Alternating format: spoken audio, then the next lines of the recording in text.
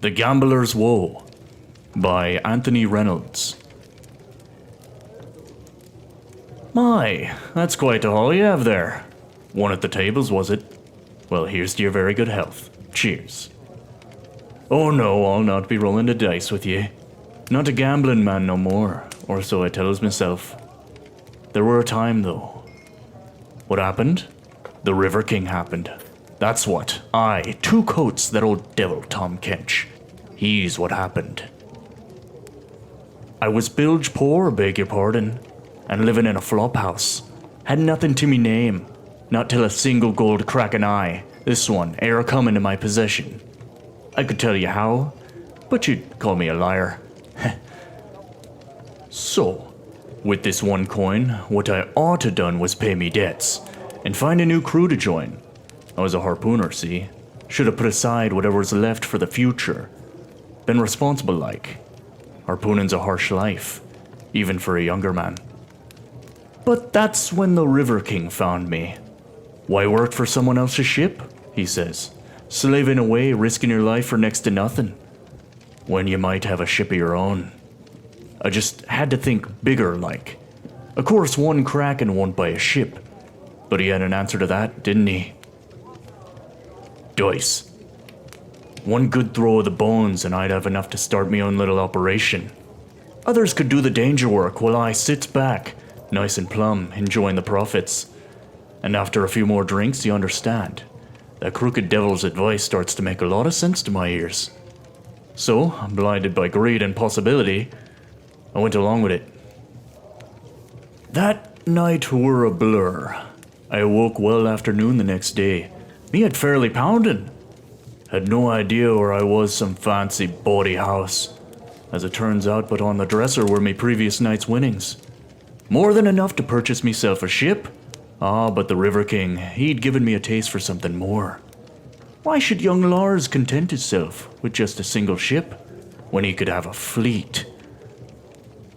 Just needed to chance me hand a few more times. That's Bilgewater. There's riches to be had if you're willing to risk everything. Over and over. With old Two Coats' arm around me, I was led from the dice tables to other halls of avarice, from backroom card games to gambling and betting parlors high and low. I spent a fortune, lost a fortune, then made it all back again.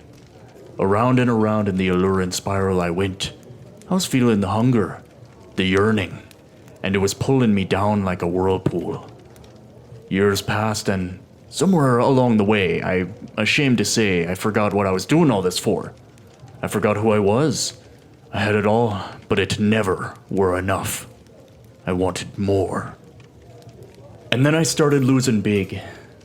That made me double down, go for broke, all or nothing, looking for the big stakes to put me back on top. Pretty soon I was in a worse state than I'd been to start with. Sleeping in the gutter, catching rats to eat, if I were lucky. I begged, borrowed, and stole from everyone who'd shown me any kindness. Lost all me mates, chasing the dream. He feeds on misery, see, does Tahm Kench. As old as sin he is, and older than Bilgewater by far. Been round from the start of things, gorging himself on the desperation what comes with the greed and sorrow in men's hearts. I mean, I did it to myself, but it were him what gave me the means. You might say he took me to the cliff's edge, but I were the numpty what threw myself off, beg your pardon. And that old glutton reveled in me despair. Came to me once more, he did, when I was at me very lowest, drinking from puddles, having sold me own leg to be used for chum. In the darkest night, whispering and cajoling, he pressed this gold kraken back into me hand, with a knowing wink.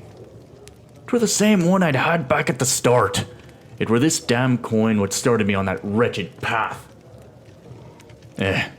He opened his mouth wide and says, "It's not too late, Lars.